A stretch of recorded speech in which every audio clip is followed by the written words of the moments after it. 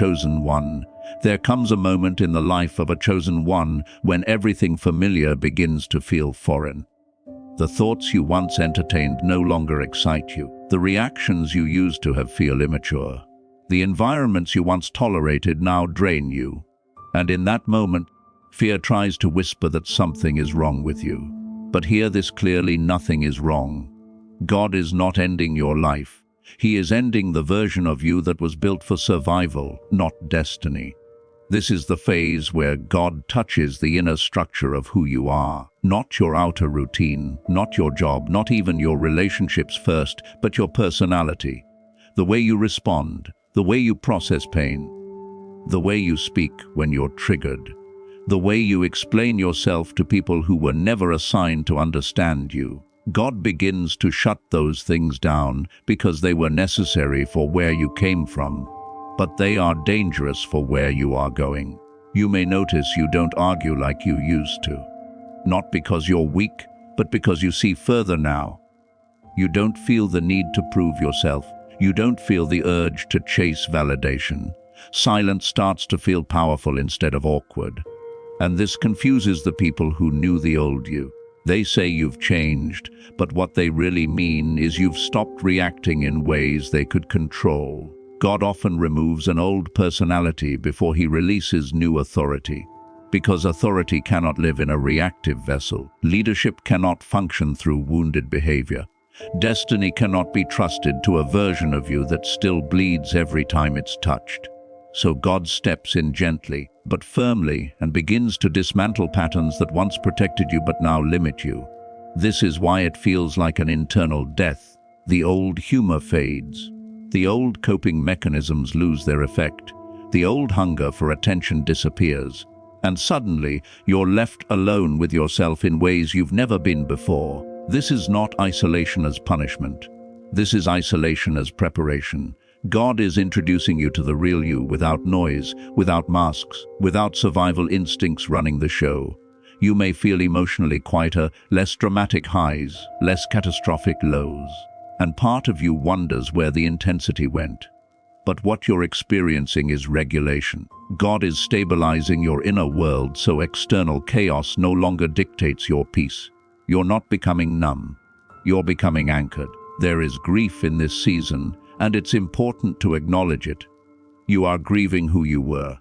You are grieving how you used to laugh, love, react, and feel. Even if that version of you was unhealthy, it still carried memories. It still survived storms. It still got you through nights you didn't think you'd make it through. So yes, there is sadness. But grief does not mean regression.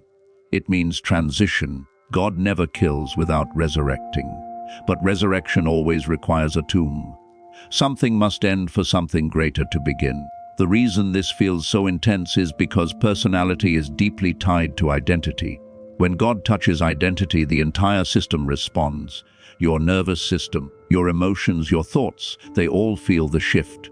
This is why you may feel tired in ways rest doesn't fix. Because God is doing heart-level construction. He is rewiring how you trust, how you discern, how you connect. He is removing the instinct to over-explain. He is silencing the need to be liked. He is stripping the fear of being misunderstood. Because where he is taking you, understanding will not come from people. It will come from alignment. You're learning to sit with yourself without distraction. You're learning to say no without guilt. You're learning to walk away without announcing it. These are not small changes.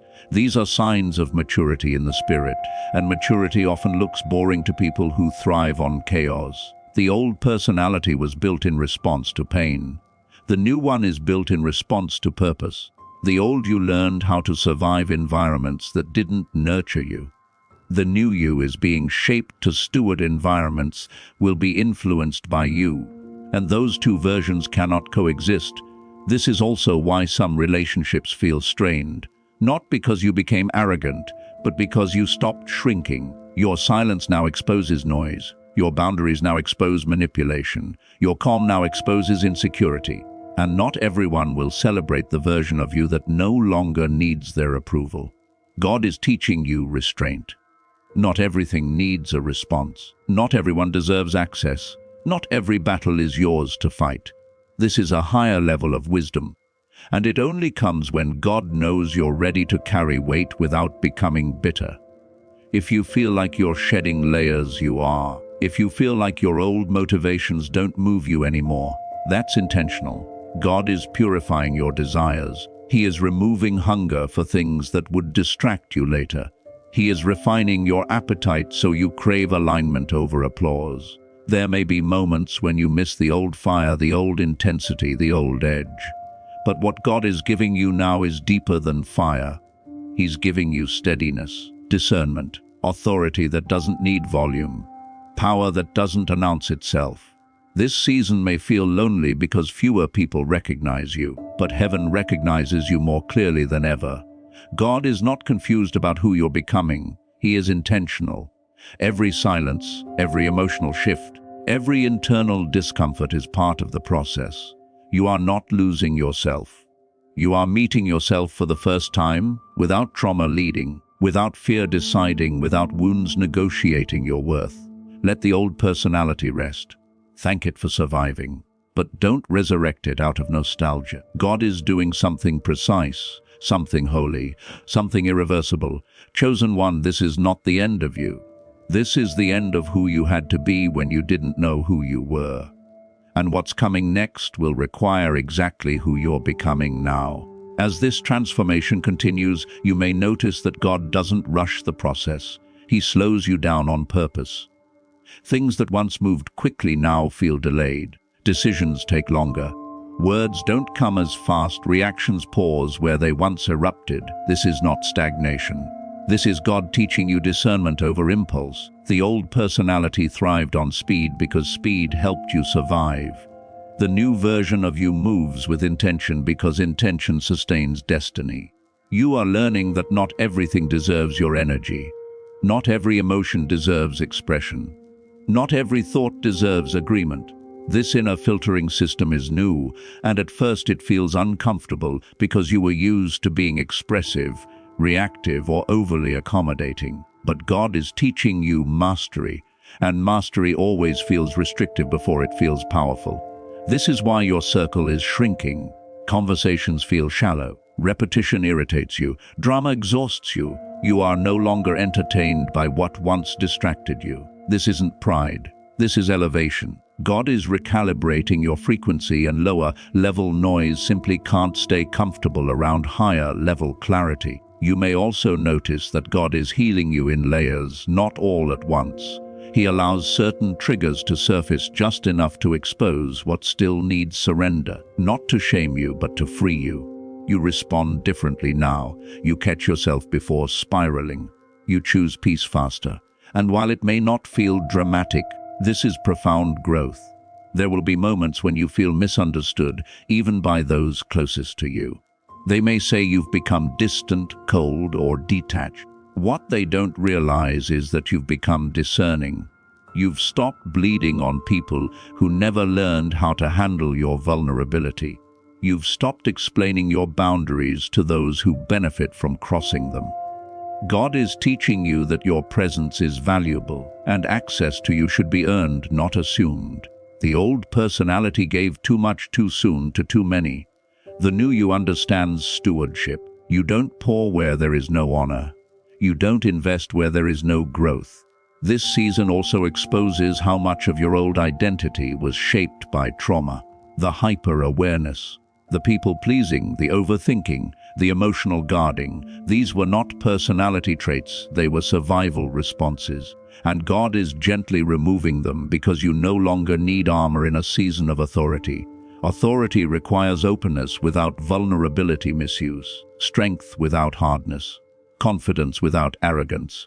These balances cannot be learned intellectually, they must be formed experientially. That's why God allows you to feel awkward in your own skin for a while. You are learning how to live unarmed but unafraid. You may feel less emotionally reactive, but more spiritually sensitive, less expressive but more perceptive, less talkative but more aware. God is heightening your discernment. You notice energy shifts, you sense motives, you feel warnings without explanations. This is not paranoia, this is spiritual maturity. At times you may long for reassurance, for clarity, for confirmation that this discomfort is worth it. But God often withholds explanation so you learn trust at a deeper level. Faith that depends on understanding is not faith, it's control. And God is removing control from your identity. You're also learning to release guilt. Guilt for resting, guilt for choosing yourself. Guilt for saying no. Guilt for not being who people expect you to be. That guilt was a leash, and God is unfastening it. He is teaching you that obedience to Him will often look like disobedience to others' expectations. This new version of you does not chase. It attracts. It does not convince. It stands. It does not beg to be chosen. It knows it already is. And that quiet confidence unsettles people who were comfortable with the old you, doubting yourself. There may be days when you feel emotionally neutral, almost blank. Don't panic. This is recalibration. God is emptying emotional residues so He can refill you with something cleaner, something steadier, something sustainable. Emotional extremes are not a sign of depth. Emotional regulation is.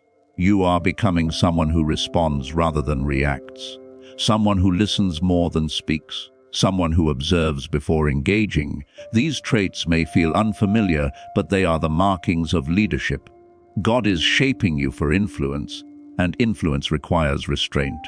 You will also begin to see your past differently, not with bitterness, but with understanding. You stop asking, "Why did this happen to me?" and start seeing how it formed you. Healing doesn't erase memory, it redeems it. And God is redeeming your story so it no longer controls you. This season will refine your faith as well. Your prayers become quieter but deeper, less frantic, more trusting. You stop asking God to fix everything and start asking Him to align you. This shift is subtle, but it's powerful. It signals intimacy. The old personality needed external affirmation to feel secure. The new one draws security from alignment with God. That's why solitude feels different now. It's not empty, it's full. You're not alone, you're accompanied. Eventually, you will look back and realize the discomfort was the evidence of growth, that the confusion was the cocoon, that the silence was instruction, and that God never intended to destroy you, only to remove what would have broken under the weight of what He's giving you. Chosen one, let this process finish. Don't interrupt it by returning to old habits out of fear. Don't resurrect old versions of yourself just because they feel familiar. Familiarity is not faith. Growth always feels foreign before it feels like home. You are not losing joy, you are gaining peace. You are not losing passion, you are gaining purpose. You are not losing yourself, you are finally being entrusted with who you really are. God is ending your old personality because it cannot carry your future. And when the transformation completes, you won't need to explain the change. They will feel it.